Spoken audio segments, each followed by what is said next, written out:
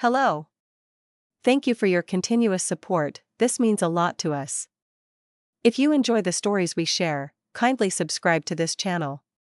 Now, let's dive into the details of today's story. The champagne was still fizzing in our glasses when Marcus came delivered the knife to my back. Emily, he said, his voice carrying that smooth practice tone he usually reserved for investor pitches. We need to talk about the future of quantum dynamics. I should have seen it coming. The signs have been there for weeks. The private meetings I wasn't invited to. The sudden changes in development priorities. The way our new investors seem to look through me during presentations. But I've been too focused on perfecting our quantum encryption algorithm. The same algorithm I'd spent 3 years developing in my garage before Marcus ever entered the picture. We stood in the empty conference room of our newly leased office space in downtown San Francisco. The city lights twinkling beyond floor-to-ceiling windows that still bore the realtor's fingerprints. The $5 million series of funding had just cleared our account that morning. Everything I dreamed of was finally happening. Or so I thought. The investors have concerns. Marcus continued, swirling his champagne without drinking it. About leadership structure, about market positioning.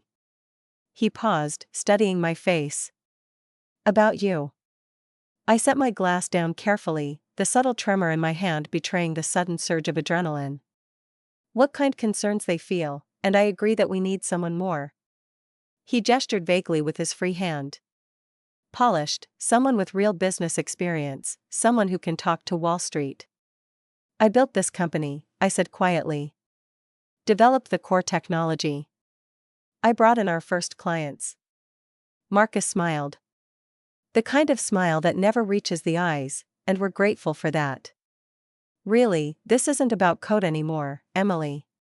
This is about scaling, market presence, about leadership. I knew what was coming next. I'd seen it happen to other female founders. Brilliant women pushed aside once their companies started gaining traction. Their technical expertise suddenly deemed less valuable than an MBA and a golf club membership. The board has voted, Marcus said, pulling out a folder I hadn't noticed before. We're restructuring the leadership team. You'll be transitioned to a technical advisory role with a generous compensation package. Of course, advisory role. I almost laughed. In my own company? That's the thing, he said, his smile widening slightly. It's not really your company anymore. The new funding agreement diluted your shares significantly. You're a minority stakeholder now. The room seemed to tilt slightly. I grabbed the edge of conference table to steady myself. You knew about this. You planned it. Business is business, Emily. You're brilliant with code truly, but we need someone who understands how to build a real company, someone like me. I picked up the folder without opening it. And if I refuse, then you'll be terminated for cause, lose your shares entirely, and face potential legal action for interfering with company operations. He shrugged. The paperwork can go either way. Your choice. I should have screamed, should have thrown the champagne in his face. Should have threatened legal action of my own. Instead, I smiled. Thank you for being direct, I said calmly, tucking the folder under my arm. I'll review these with my lawyer. Marcus blanked, clearly thrown by my composure. That's good. Take the weekend to think it over, but we'll need an answer by Monday. The press release is already drafted. I nodded once and walked toward the door. Just before leaving, I turned back. One question, Marcus. Did you ever actually read my patent applications? The original ones from before we partnered? He waved dismissively. The company owns all relevant IP. It was in a partnership agreement. Right, I said softly. Of course. Good night, Marcus. The elevator ride to the lobby felt surreal. 3 years of work, of sacrifice, believing I could change the world with quantum encryption that actually worked at scale. All of it hanging by a thread because I hadn't seen the predator hiding behind the partner. But Marcus had made one crucial mistake. He hadn't just underestimated me. he'd fundamentally misunderstood what I'd built. Outside, the San Francisco night was alive with possibility. I pulled out my phone, not my company iPhone, but personal device, and dialed a number I'd hoped I'd never need. "Diane, it's Emily. Remember that conversation we had about contingency plans? I think it's time." Diane Wong had been my patent attorney since before quantum dynamics existed. More importantly, she'd been the one who insisted on some very specific language in my original patent filings. "Are you at the office?" she asked. "All business, just leaving." "They did it exactly like you predicted. Come over now. Bring everything you have. And Emily, don't sign anything." An hour later, I sat in Diane's home office, surrounded by papers and digital files chronicling the evolution of quantum dynamics. 3 years of work spread across her desk like evidence at a crime scene. "The good news," Diane said, examining my partnership agreement with Marcus, "is that they've been sloppy. Very sloppy. The IP assignment clause they're relying on only covers developments made after the partnership was formed." I leaned forward. "And the original patents?" She smiled, pulling up a document on her tablet, "were filed in your name personally 9 months before quantum dynamics existed. They cover the core architecture, the base algorithms, and most importantly, the quantum key distribution protocol that makes everything else work." So, the company owns the wrapper, user interface, marketing materials, but the heart of the technology that's still yours, completely yours. I sat back, letting this sink in. "Marcus doesn't know." "Oh, it's better than that," Diane said, pulling up another document. "Look at the IPO filing they submitted last week. Page 47, Section C." I scanned the dense text, then stopped my heart racing. They're claiming full ownership of the core technology. They've included my patents in their IP portfolio. Exactly. Diane's smile turned predatory. "They're not just being aggressive, they're making materially false statements in an IPO filing. That's securities fraud." The implications started cascading through my mind. The IPO was scheduled for Monday morning. The company, was expected to debut at a $400 million valuation, largely based on the strength of the quantum encryption technology one still owned. "What are my options?" Diane leaned back, studying me carefully. "Legally, we could file an emergency injunction, help the IPO, and drag them into a protracted court battle. You'd probably win eventually, but it would take years and millions in legal fees. Or we let them walk right into their own trap. Let them launch the IPO claiming ownership of technology they don't actually control. Then we drop the truth at exactly right moment." I thought about Marcus's smirk, his casual dismissal of everything I built. "What do you need from me?" "Everything. Every email, development log, every conversation about the patents, and most importantly, did you keep your original research notes, the ones from before, Marcus?" I nodded. "Everything's in my private GitHub repository, timestamped, cryptographically signed." "Perfect." She started typing rapidly. "Go home. Get some rest. Don't respond to any calls or messages from them. And Emily, when this is over, you won't just have your company back. You'll own everything." The weekend passed in a blur of preparation. I provided Diane with everything she needed while ignoring increasingly urgent messages from Marcus and the board. They winded an answer about the transition. They needed me to sign the papers. The press release was ready to go. I responded only once late Sunday night. "I'll have my decision first thing Monday morning." Meanwhile, Diane had been busy. She'd assembled a team of securities lawyers, technical experts, and PR specialists. More importantly, she'd reached out to someone who would prove crucial to our plan. Sandra Chin, the SEC's lead investigator for tech industry compliance. "The filing is scheduled for 9:30 a.m. Eastern," Diane explained during our final prep call Sunday evening. "Trading will begin at 10 o'clock. We move at 10:1. And you're sure this will work, Emily? They're about to commit securities fraud on a massive scale. The only question is whether you want to stop them before or after they do irreparable damage to themselves. I thought about every time Marcus had talked over me in meetings, every investor who addressed their questions to him instead of me. Every subtle and not so subtle suggestion that I should focus on the technology and leave real business to him. After, I said firmly, definitely after Monday morning dawned clear and cold. I watched the sunrise from my apartment's small balcony, sipping coffee and monitoring financial news sites. The IPO was already making headlines. Quantum dynamics set to revolutionize cybersecurity market. The articles all quoted Marcus extensively, praising his visionary leadership and innovative approach to quantum encryption. Not one mentioned my name. At 9:15 a.m., I received a final text from him. Last chance to do this the easy way. I didn't respond. Instead, I opened my laptop and logged into the secure server Diane had set up. Everything was ready. The patent documentation, the development histories, the proof that company's entire IPO was built on a foundation of sand. At 9:30 a.m. exactly, Quantum Dynamics stock appeared on the Nasdaq. The opening price was set at $45 per share. At 9:45 a.m., trading in the pre-market began.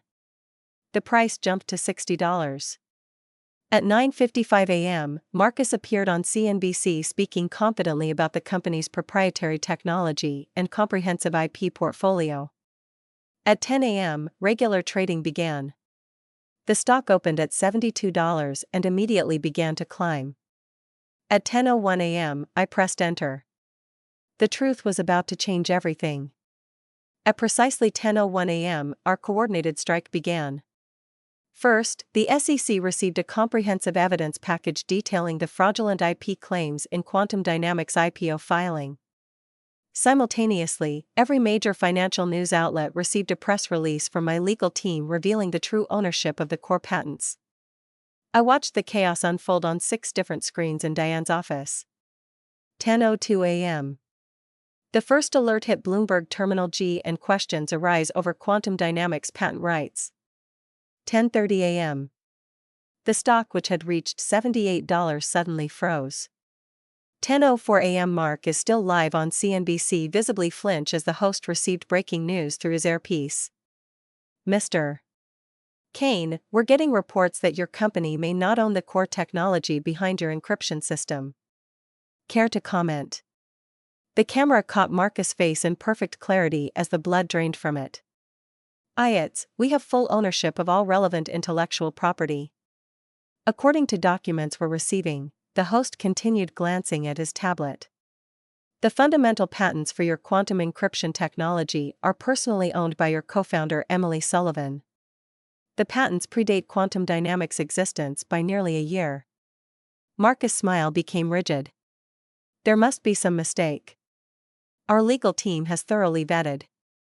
He was cut off by a new alert flashing across the bottom of the screen. Nasdaq is ting of QX key Dyni orchestrated plan continued to unfold. At 10:15 a.m., Sandra Chin from the SEC made a public statement. We are investigating potentially serious discrepancies in Quantum Dynamics' IPO filing regarding their intellectual property claims. Trading will remain halted pending a full review. The financial media was in a frenzy. Headlines updated by the minute. Quantum Dynamics IPO and chaos. Tech startups opening day derailed by patent dispute. Co-founder claims ownership of core technology. At 10:30 a.m., our second wave hit. Diane released my complete documentation package to selected journalists. Every email, every development log, every piece of evidence showing that I had developed the technology independently before Marcus ever entered the picture. More importantly, we released proof that Marcus and the board had been explicitly informed of the patent situation months ago, but had chosen to ignore it. Emily, Diane said, looking up from her phone. The SEC wants to meet now, and they want Marcus there, too. I straightened my blazer. Navy blue, impeccably tailored, chosen specifically for this moment. Where? Their San Francisco office. 20 minutes. The ride downtown was surreal. Every financial news app on my phone was exploding with updates. Quantum Dynamics stock remained frozen at $78, but trading in related companies was going wild as the market tried to process implications. Marcus was already at the SEC office when we arrived along with the company's legal team. He started to speak when he saw me, but his company counsel, grabbed his arm and shook his head sharply. Sandra Chen met us in a large conference room with a view of the bay. She didn't waste time on pleasantries. Mr. King, your company's IPO filing claims ownership of patents numbered. She read off a series of numbers I knew by heart. Is that correct? Marcus looked at his lawyers, who nodded slightly.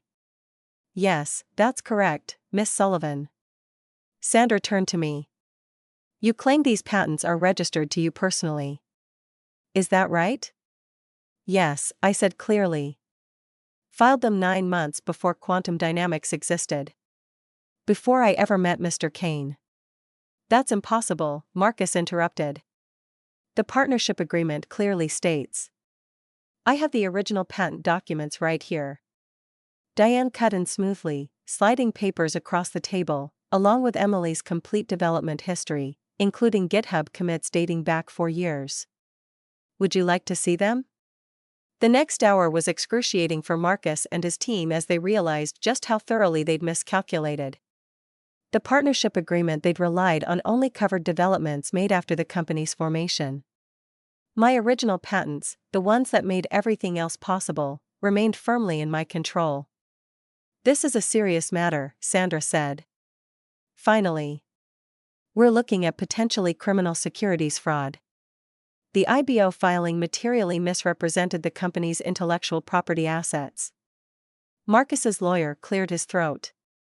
Perhaps we could discuss a settlement. Settlement? I laughed softly. You tried to steal my life's work. You tried to erase me from my home company. And now you want to settle. Emily, be reasonable, Marcus said, his voice taking on that condescending tone I'd grown to hate. The company needs these patents. We can figure out fair compensation. Fair. I stood up slowly. Was it fair when you diluted my shares without notice? When you tried to force me out of the company I built? When you took my technology and claimed it as your own? The room fell silent. Here's what's going to happen. I continued, pulling out a document of my own. I prepared a new licensing agreement for the patents. The terms are simple. I regain majority control of Quantum Dynamics. The board resigns. You, Marcus, sell your shares at their original purchase price and step down. In return, I don't press charges for patent infringement or fraud. That's extortion, he sputtered. No, Sandra interjected.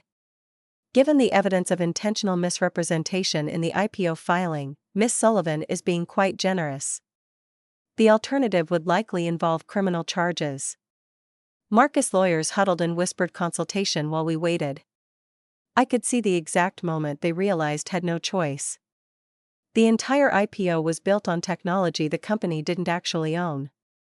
Without my patents, Quantum Dynamics was worthless. How long do we have to decide? One of the lawyers asked. The market opens again tomorrow, I said simply. You have until then to accept my terms. After that, I'll license the technology to your competitors instead. As we left the SEC office, reporters had already gathered outside. Someone had leaked news of the emergency meeting. Marcus slipped out a back entrance, but I walked straight through the front door. Miss Sullivan, is it true you own Quantum Dynamics core technology? Will the IPO be cancelled? Did the company try to steal your patents? I stopped and faced the cameras, channeling every ounce of confidence I hidden during months of preparation for this moment. I created the quantum encryption technology that makes Quantum Dynamics possible. I built it before the company existed. Mr. Kane became involved. Today is about correcting the record and ensuring that truth prevails over deception. I'll have more to say tomorrow. Back at Diane's office, messages were pouring in. Other directors trying to save themselves. Investors demanding explanations. Employees asking if they still had jobs. What now? Diane asked, watching me scroll through the chaos on my phone. I smiled, thinking about all the nights I'd spent in my garage coding and dreaming and believing that intelligence and hard work would be enough. I'd been naive then, but I wasn't naive anymore. Now, I said we rebuild. But first, make sure this never happens to another founder. The next few hours would determine not just my future, but the future of the company I created. And this time, I wouldn't let anyone take it from me. As evening fell over San Francisco, I received one final message from Marcus. "You've destroyed everything." I typed back a single line. "No, I just taken back what was mine. See you tomorrow." The real work was about to begin. The morning after the IPO chaos dawned with a different kind of tension. I arrived at Quantum Dynamics' offices 7:00 a.m. escorted by two members of the corporate security team who had quietly reached out the night before to offer their support. The lobby was already buzzing with nervous employees, all trying to understand what yesterday's events meant for their future. I hadn't been in the building since Marcus forced me out, but I walked through those doors like I owned them, because now did. At 3 a.m., after 14 hours of negotiations, Marcus and the board had capitulated to my terms. They had no choice. The company's valuation was built entirely on my patents, and I had all the leverage.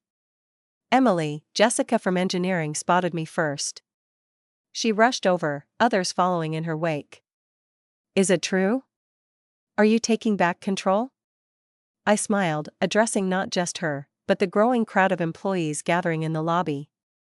"Yes, and we have a lot of work to do." The elevator ride the executive floor was filled with supportive whispers and quiet congratulations. These people, the real heart of Quantum Dynamics, had watched me build this company from nothing. They'd seen me pushed aside, and now they were witnessing my return. Marcus's office, my office now, was empty when I arrived. He cleared out overnight, leaving behind only a post-it note with a single word, "Congratulations." The sarcasm was obvious, but I didn't care. I had bigger concerns. At 8 a.m. sharp, I called an all-hands meeting in the main conference room. Every seat was filled with people standing along the walls and streaming via video from our other offices. Yesterday, I began. You all learned some disturbing truths about this company's leadership, about attempts to take credit for and control of technology that I developed. Today, want to talk about the future. The room was silent, everyone hanging on every word. First, your jobs are secure. In fact, we're expanding. The technical vision that brought you all here hasn't changed. It's just back in the hands of its original creator. Relief swept through the crowd. Then came harder part.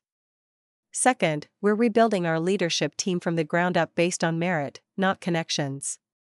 Based on innovation, not intimidation. I'll be interviewing every department head personally this week.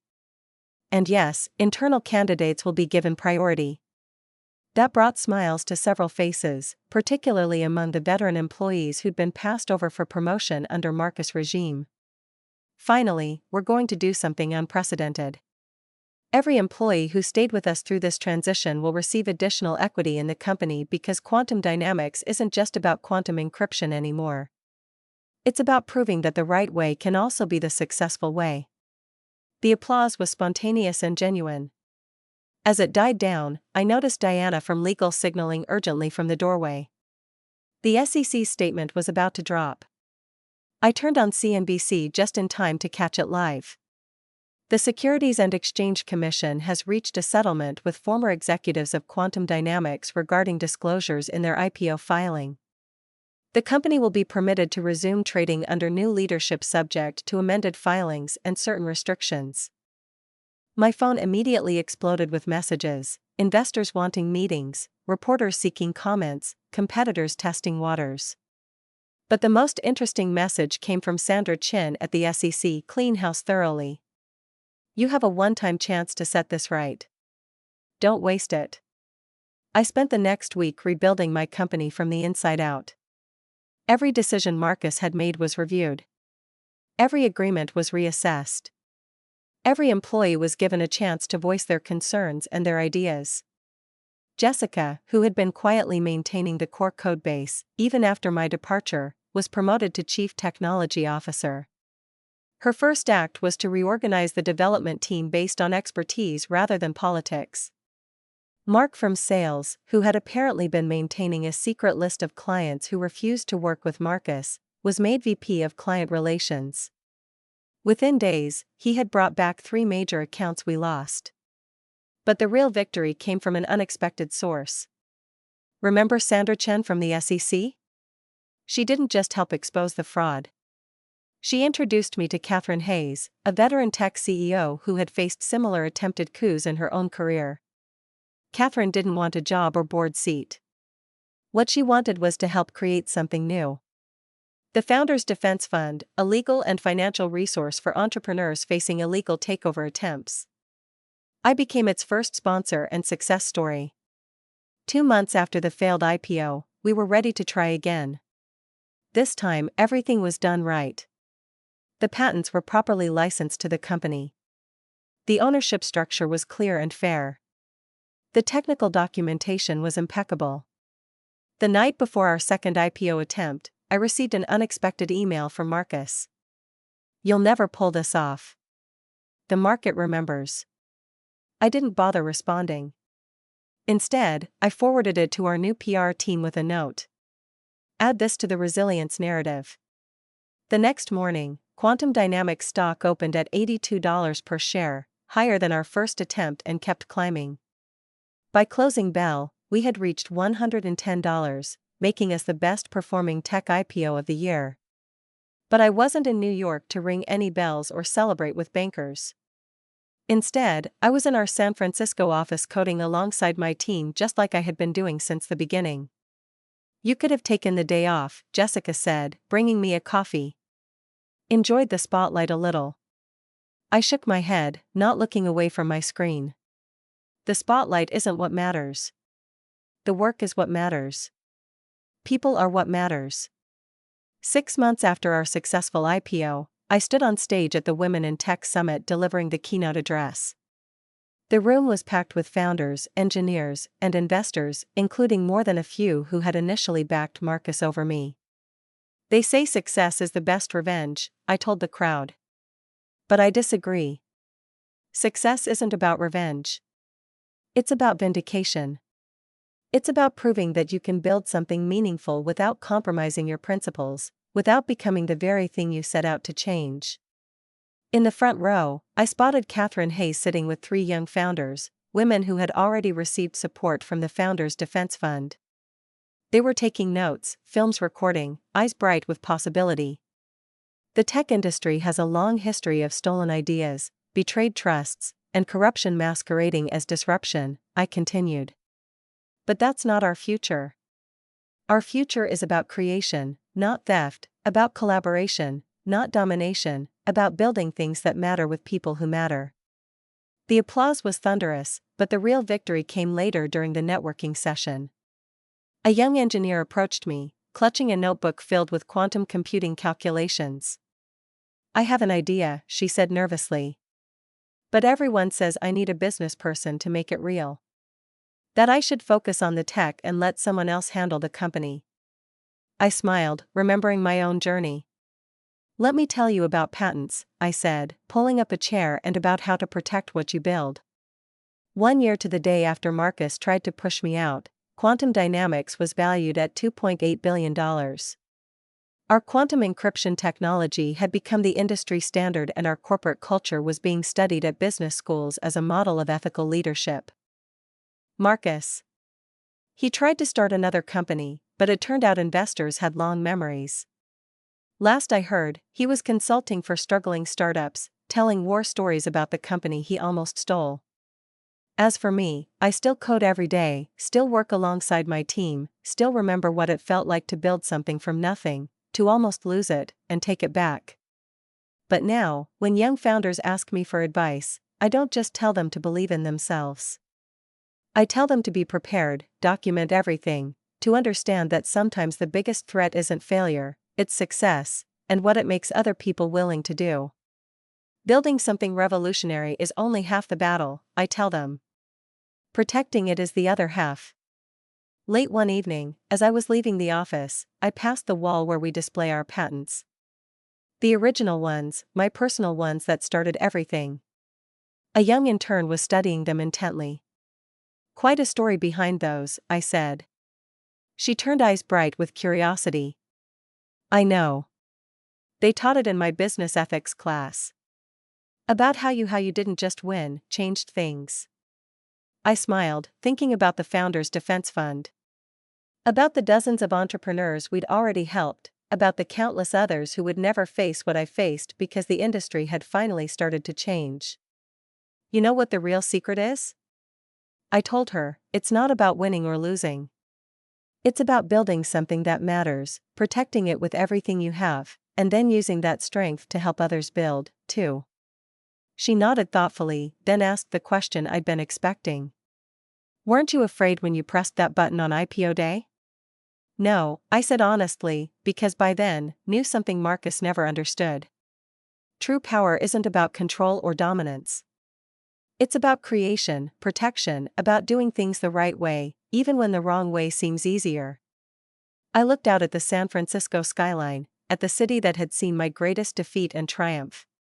And sometimes, I added softly, it's about showing the world that people they try to erase are exactly the ones they should have feared all along. The intern smiled, understanding perfectly, because that's what my story had become. Not just a tale of personal vindication, but a blueprint for change.